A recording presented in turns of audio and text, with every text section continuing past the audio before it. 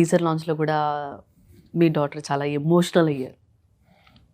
అక్కడ అందరం కూడా అట్లా చూస్తూ అట్లా ఉండిపోయాం సార్. అంటే ఆ క్షణం మీకు ఏమనిపించింది సార్? సడన్గా అంత చాలా ఎమోషన్ అయ్యారు అసలు. అంటే ఈ కథ చెప్పటం చాలా అవసరం అని మా ఫ్యామిలీ మొత్తం నమ్మాం. ఈ కథ నేను రాసిన దగ్గర నుంచి వాళ్ళు ఇన్వాల్వ్ అయ్యారు. సో ప్రతి స్టేజ్లోనూ కథలో నాతో డిస్కస్ చేసి, ఇప్పుడు దీనికి ఉమెన్ పర్స్పెక్టివ్ కూడా వివిధ దశల్లో అవసరమైంది నాకు. సో మదర్గా రాగిణి కానీ, పిల్లలుగా నీలిమ యుక్త కానీ, సో వీళ్ళు చాలా కీలకమైన పాత్ర పోషించారు స్టోరీ డిస్కషన్స్లో. సో అందుకని ఈ కథను చెప్పబోతున్నామే అనే ఒక ఎక్సైట్మెంట్కి లోనైంది. జనరల్గా నీలిమ వెరీ స్ట్రాంగ్. సో దాంతో ఇంకా ఈ కథని ఆడియన్స్ ముందు పెట్టబోతున్నాం అనే ఒక ఎక్సైట్మెంట్ తోటి ఎమోషనల్ అయింది తప్ప ఇంకా వేరే ఏం కాదు. ఇది టోటల్గా ఈ సినిమాయే మా అందరికీ ఒక ఎమోషన్, మా ఫ్యామిలీకే. Literally shock sir. రేపు పొద్దున్న ఇదే ఎమోషనల్ కనెక్ట్ ఆడియన్స్ ప్రతి ఫ్యామిలీలో కూడా ఫీల్ అవుతారనే అనిపిస్తుంది మాకు. ఓకే.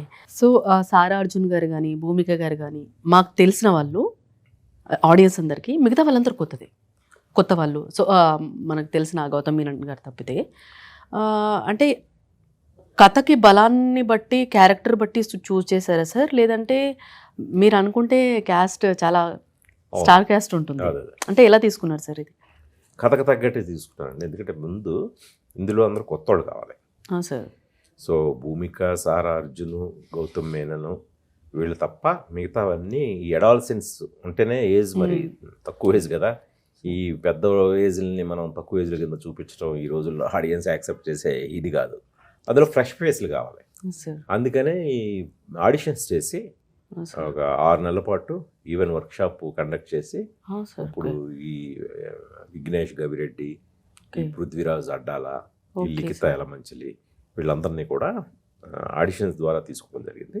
ఈ పాత్రలకి కొత్త వాళ్ళే న్యాయం చేయగలరు. మీకు పాత్రలే కనబడాలి తప్పితే వాళ్ళ ఇమేజ్ కనబడకూడదు. సో అందుకని కాస్టింగ్ ఇలా వెళ్ళాల్సి వచ్చింది. ఓకే. సో మొత్తానికి యూఫోరియా గురించి అంటే పర్టికులర్గా ఎవరెవరు చూడొచ్చు సార్? ఫ్యామిలీ అంతా చూడొచ్చా? ఏజ్ లిమిట్ ఏమైనా ఉందా సార్? ఇది ఖచ్చితంగా అంటే ఫ్యామిలీస్ చూసి తీరాల్సిన సినిమా. Okay sir. అంటే ఇది విడివిడిగా చూసినా, కలిసి చూసినా, ఎలా చూసినా సరే ఇది బాధ్యత కింద ఫీల్ అయ్యి చూడాల్సిన సినిమా. ఇప్పుడు అలాగే నేను అంటున్నట్టుగా బాధ్యత అని చెప్పి నేను ఏదో మెసేజ్లు ఇచ్చి భయపెడతాను సార్. నేను ఒక మిర్రర్ లాగా ఉన్నప్పుడు సొసైటీని రిఫ్లెక్షన్లో చూపిద్దామని ప్రయత్నం చేస్తున్నాను. అది చాలా ఎఫెక్టివ్గా, చాలా కమర్షియల్గా. అబోవ్ ఆల్ నేను కమర్షియల్ మెయిన్ స్ట్రీమ్ డైరెక్టర్. నేనేమి ఆఫ్ బీట్ సినిమాలతోటి తీసేవాడు కాదు. సో అందుకని కమర్షియల్ మీటర్లోనే చక్కగా బాగా ఎంగేజింగ్గా ఫస్ట్ నుంచి మొదటి ఫ్రేమ్ నుంచి చివరి ఫ్రేమ్ వరకు కథ చెప్పడానికే చాలా ఆనెస్ట్గా ప్రయత్నించాను.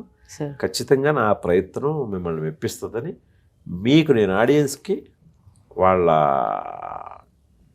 టైంకి చాలా వాల్యూ ఇచ్చే వ్యక్తిని. సో మీ టైము ఏమాత్రం వృధా కాదని నేను భావిస్తున్నాను. వన్ లాస్ట్ క్వశ్చన్ సార్, ఈ మధ్య జరిగేది అడుగుతున్నాను. ఒక డైరెక్టర్ ఒక కథ రాసుకున్నప్పుడు ఒక కథ రాసేసుకుంటాడు సార్. తర్వాత దానికి ఒక స్టార్ హీరో అంటే హీరోని బట్టి అక్కడ కథలో చేంజెస్ జరుగుతాయి సార్. స్టార్ని బట్టి కథ రాయాలా, కంటెంట్ మారాలా, లేదంటే కంటెంట్ని బట్టి స్టార్ మారాలా సార్? ఏం చెప్తారు సార్? అంటే ఎప్పుడైనా సరే కథ బేసిక్ కథ చాలా ఇంపార్టెంట్ అండి. ముందు కథని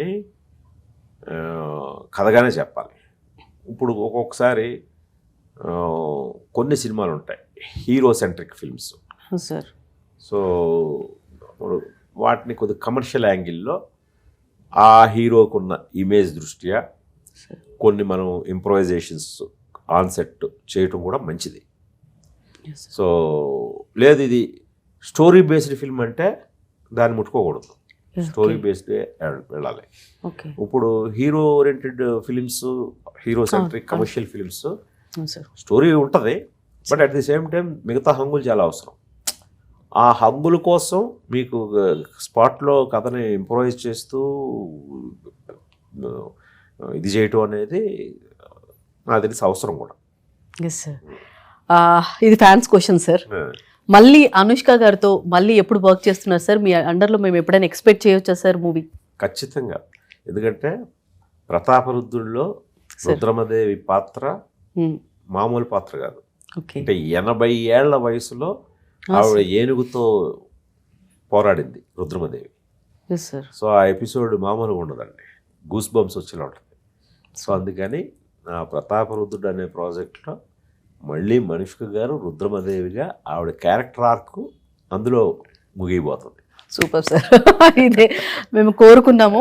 అండ్ మీరు మీ మూవీస్ హిస్టారికల్ మూవీస్ అన్న మాకు చాలా ఇష్టం సార్.